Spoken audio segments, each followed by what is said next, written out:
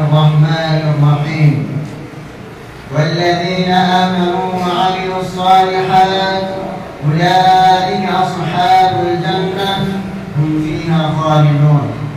رئيس الحفل الموقر وإخواني في الله، أريد أن ألقي أمامكم كلمات حول موضوع أهمية العمل الصالح.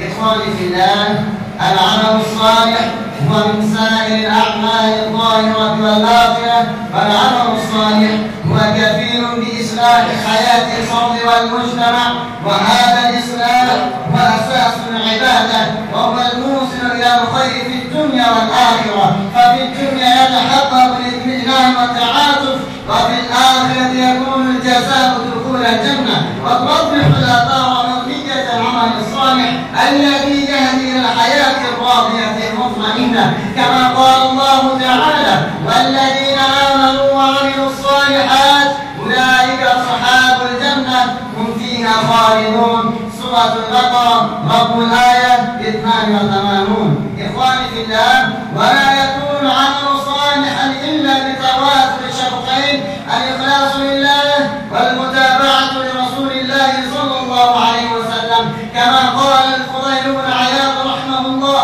إن العمل إذا كان خالصا ولم يكن صوابا لم يقبل، وإذا كان صوابا ولم يكن خالصا لم يقبل، حتى يكون خالصا صوابا. قال: والخالص إذا كان لله عز وجل، والصواب إذا كان على السنة. إخواني في الله، قد عرفنا أهمية العمل الصالح، فعلينا المداومة بالعمل الصالح.